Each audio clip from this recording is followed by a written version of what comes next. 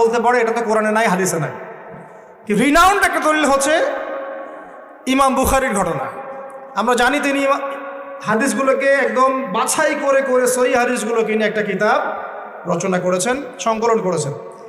তার ইন্তেকালের পরে তার যে কবর, সেখান থেকে মেশকাম্বরের গন্ধ আসা শুরু করে। এর রিনাউন্ড ঘটনা, সবাই জানে, জিজ্ঞাসা করে দেখে। বড় বড় সালাফি আলেমরাও তাদের অনেকের গ্রন্থের মধ্যে এটা এনেছেন। এরপরেও কি সম্ভব? এই যুগে কি এটা সম্ভব? মাওলানা তারেক জামিল নাম শুনেছেন? তারেক জামিল হুজুর হাফিজাহুল্লাহ, আল্লাহ পাক তাকে দীর্ঘ নেখায় দারাজ করুক। দেখবেন তিনি এই কয়েকদিন আগে সফর করেছেন, দাওয়াতি তাবলিগের সফর। মুয়াজ বিন জাবাল রাদিয়াল্লাহু আনহুর কবরের পাশে দাঁড়িয়েছে। কবরের পাশে দাঁড়িয়ে তিনি সুঘ্রাণ পাচ্ছেন।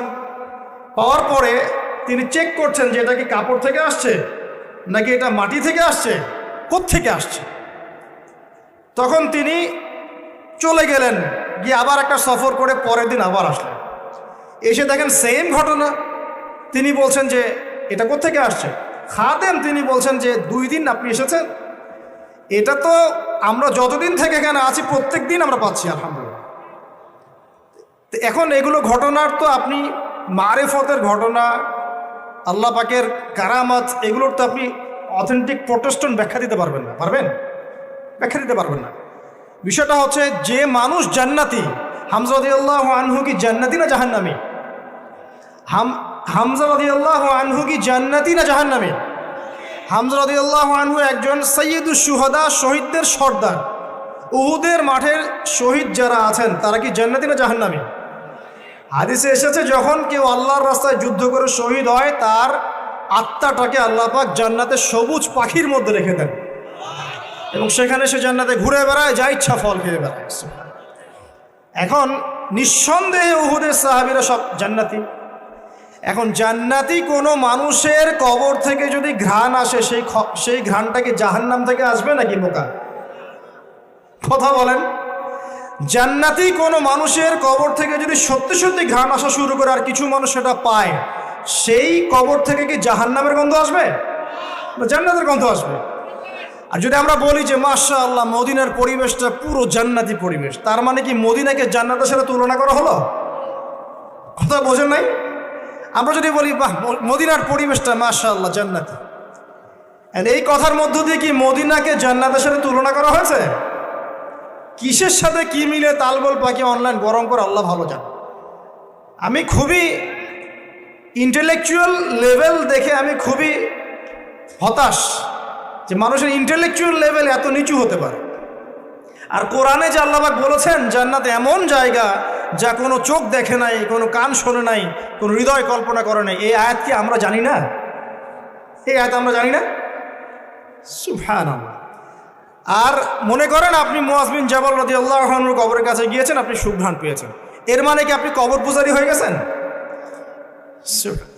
কেউ পেয়েছে কেউ পায় নাই, আল্লাহু আ'লাম। আল্লাহ পাক যাকে ইচ্ছা তাকে পাওয়াবেন, যাকে ইচ্ছা না তাকে পাওয়াবেন না। এটা আল্লাহ পাকের ইখতিয়ার। আল্লাহ পাক যদি কাউকে পাওয়ান, আপনি সেখানে বিতর্কের সৃষ্টি করছেন কেন? বড় বড় ইস্যু নিয়ে কোনো কথা নাই, পেট্রো ডলার নিয়ে দুটো কথা বলতে পারেন না? ইয়েমেনের বোম্বিং নিয়ে দুটো কথা বলতে পারেন না? আরবের বিভিন্ন কারাগারে বড় বড় শায়েখরা যে কারাগারে পচে পচে মরছে, তাদের নিয়ে দুটো কথা বলতে পারেন না? হলয়ের উৎসব চোখের সামনে হয়ে গেল, দুটো কথা বলতে পারলেন না? সুবহানাল্লাহ। মানুষ দিন দিন কাদিয়ানি হয়ে যাচ্ছে, কেউ শিয়া হয়ে যাচ্ছে, কেউ এই যে আহলে কোরআন হয়ে যাচ্ছে, কত ফেরকা। কথা বলার সুযোগ নাই, কথা বলার ইস্যু নাই। মানে দিনের সব কাজ করা শেষ, এখন এই ক্ষুদ্র ক্ষুদ্র বিষয়গুলো আমাকে দেখতে হবে। এখানে মূল বিষয়টা কি? মূল বিষয় হচ্ছে হিংসা। 1 নম্বর কি? হিংসা। 2 নম্বর পরশ্রী কাতরতা। 3 নম্বর অহংকার। এবং 4 নম্বর কিছু উপকার হলে, যুবকদের একটা ফ্লো সৃষ্টি হলে এটাকে থামিয়ে দেওয়ার চেষ্টা করে। এই চেষ্টা আগেও করেছেন, বলে রাখি, পাবলিকলি বলে দিই, এই চেষ্টা আগেও করেছেন বিভিন্নভাবে অপবাদ দিয়ে। কোনো দোষ নাই, নির্দোষ মানুষকে বলেছেন যে সে অমুক জঙ্গি সংগঠনের সদস্য, সে অমুক সন্ত্রাস, অমুক তমুক। অমুক আদনানি গোষ্ঠী হাবিজাবি, আপনি মিথ্যাবাদী এবং আপনি একজন কাযযাব। কারণ আমরা জানি যে আমরা কি, এবং যে বিষয়ে অপবাদ দিয়েছেন তার সাথে আমাদের যাররা পরিমাণ কোনো সম্পর্ক নাই। তারপরেও সম্পূর্ণ নিরর্থক অনুমান ভিত্তিক মিথ্যা একটা অপবাদ দিয়ে আপনি শুধু আমাকে না, আমার পুরো পরিবারকে হ্যারাস করেছেন। এবং এই হ্যারাসমেন্টের শাস্তি আপনি দুনিয়াতে না পেলেও পরকালে আপনার এই হিসেব না দিয়ে কেমনে পার হন আমিও দেখে নেব। দুনিয়াতে কিচ্ছু হবে না হয়তোবা, আর আমরা আক্রমণাত্মক নই যে আমি আপনাকে আক্রমণ করতে যাব। বিচারের ভার আল্লাহর হাতে ছেড়ে দিয়েছি। দুনিয়াতে আপনার বিচার হোক না হোক, ইনশাল্লাহ পরকালে অপবাদের শাস্তি পেয়েই আপনি যাবেন ইনশাল্লাহ জান্নাতে। আমরা দোয়া করি আপনি জান্নাতে যান, কিন্তু অপবাদের শাস্তি ভোগ করে যেতে হবে। একজন মিথ্যাবাদী মানুষের সাক্ষ্য গ্রহণযোগ্য নয়। আমার স্পষ্ট কথা, যে ব্যক্তি মিথ্যাবাদী, যে ব্যক্তি মানুষকে মিথ্যা অপবাদ দেয়, যে ব্যক্তি মানুষকে ইসলামিক ফ্লো থেকে বাধা প্রদান করে, ইসলামিক খেদমত থেকে মানুষকে বিচ্ছিন্ন করে, যে ব্যক্তি ভিতরে ঢুকে ইসলামের শত্রুতা করবে, সেই ব্যক্তিদের কাছে এলেম নেওয়া জায়েজ নাই।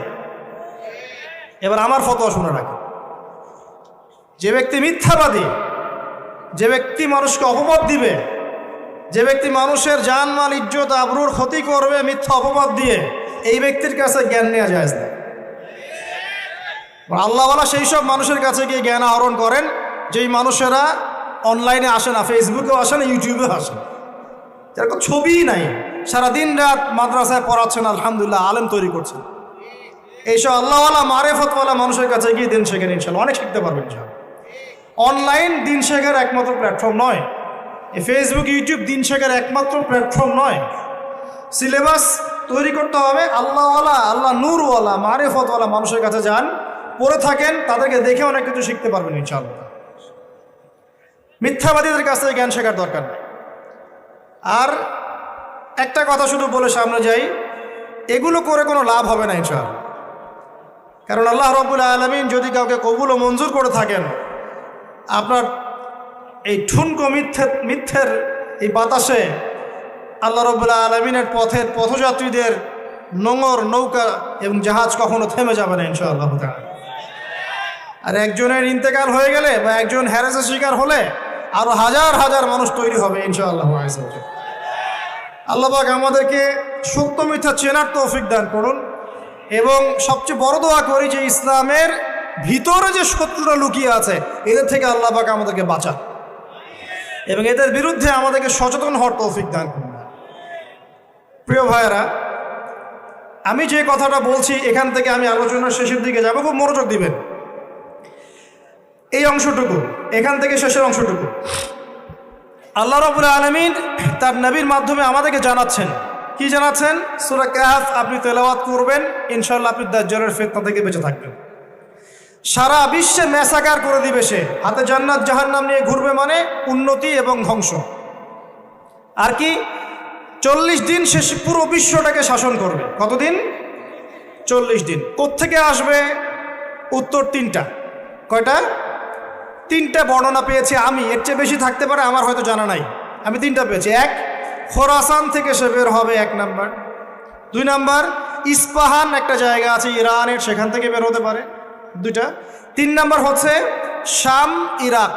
ইরাক এবং শাম, শাম বলা হয় প্যালেস্টাইন সহ পুরো ওই যে Jordan, Libya, Lebanon, Jordan, Lebanon, Syria, পুরো জায়গাটাকে শাম বলা হয়। কি বলা হয়? শাম। ইরাক এবং শামের মাঝখানের কোনো এক রাস্তা থেকে সে বের হয়। 3টা বর্ণনা আমার জানা মতো। এখন একটা কথা বলে দেয় যে ইরাক এবং শামের মাঝখানেই কিন্তু সেই রাষ্ট্রটা আছে যে রাষ্ট্রটা প্যালেস্টাইনিদেরকে বের করে দিয়েছে। বুঝতে পারছেন কথা? সমাজদারকে লিয়ে কি কাফি ইশারা। আচ্ছা, এখন সে কি করবে? সে পুরো বিশ্বটাকে শাসন করবে, এবং যে তাকে আল্লাহ বলে স্বীকার করবে সে ওকে ছাড় দিবে, যে স্বীকার করবে না তাকে ধ্বংস করে দিবে। এমনকি একটা কওমের পাশ দিয়ে সে যাবে, বলবে তোমরা কি মানো যে আমি আল্লাহ? কওম বলবে না, মানি না, তখন ওদেরকে ধ্বংস করে ছেড়ে দেবে। একটা কওমের পাশে যাবে, বলবে তোমরা কি মানো যে আমি আল্লাহ?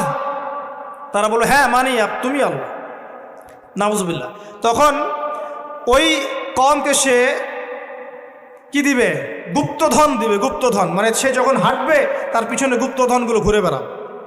মানে এমন ফিতনা যেটা আপনি কল্পনা করতে পারবেন না। মানে মুমিন ব্যক্তিও যদি তার সাক্ষাৎ পায়, সেও বিভ্রান্ত হয়ে যেতে পারে। তবে এমনও মুমিন থাকবে যে বিভ্রান্ত হবে না। যেমন এক যুবকের কথা এসেছে, এই যুবকটা তোমরা ভালো করে শোনো। এক যুবকের কথা এসেছে, যে যুবক দাজ্জালের সাক্ষাৎ পাবে, দাজ্জাল তাকে হত্যা করবে দ্বিখণ্ডে, একদম 2 কোপ। বলবে যে তুমি কি বিশ্বাস করো আমি আল্লাহ? সে বলবে না, বিশ্বাস করি না। 1-2 কোপ, দ্বিখণ্ডিত। এক দেহের একটা অংশ একদিকে আর একটা অংশ আরেকদিকে। তারপরে দেহের এই 2 অংশকে সে আবার জিন্দা করবে, জীবিত করবে, করে আবার তাকে বলবে এবার কি বিশ্বাস হলো যে আমি আল্লাহ? তোমাকে মৃত্যুর পর আবার জীবন দিলাম, তোমার কি বিশ্বাস হলো যে আমি আল্লাহ? এই যুবক তখন বলবে এবার আমার পূর্ণ বিশ্বাস হয়েছে তুই দাজ্জাল। আল্লাহু আকবার। কারণ আমি রাসূলের হাদিস জানতাম যে দাজ্জাল এক যুবককে হত্যা করে দ্বিখণ্ডিত করে আবার জীবিত করে বলবে বিশ্বাস করবি কি না আমি আল্লাহ। কিন্তু আমি জানতাম না যে আমি সেই যুবক। কথা বুঝতে পারছেন? তো এই যুবক ইনশাআল্লাহ তাআলা উঁচু স্তরের শহীদ হবে ইনশাআল্লাহ। তো যুবকদের জন্য আদর্শ আছে। দেখুন, দাজ্জালকে যারা ফলো করবে সে প্রোগ্রেস, ফলো করবে না ধ্বংস। সে বিশ্ব শাসন করবে। প্রশ্ন এখন একটা, সে কি একা একা বিশ্ব শাসন করবে? মানে একা কি করা যায়? কে তার অনুসারী হবে? কারা হবে অনুসারী? নবী সাল্লাল্লাহু আলাইহি ওয়াসাল্লাম স্পষ্ট বলছেন, জিউসরা। কারা? ইস্পাহানের 70,000 জিউস ওর অনুসরণ করবে। কত হাজার?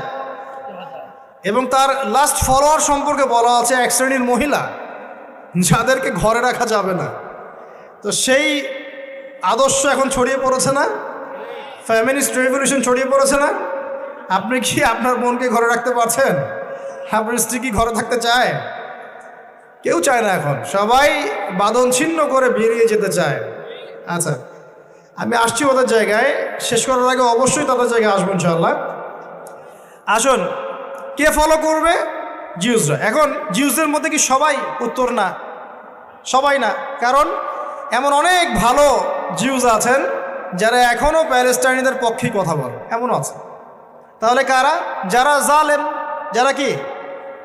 জালেমরা।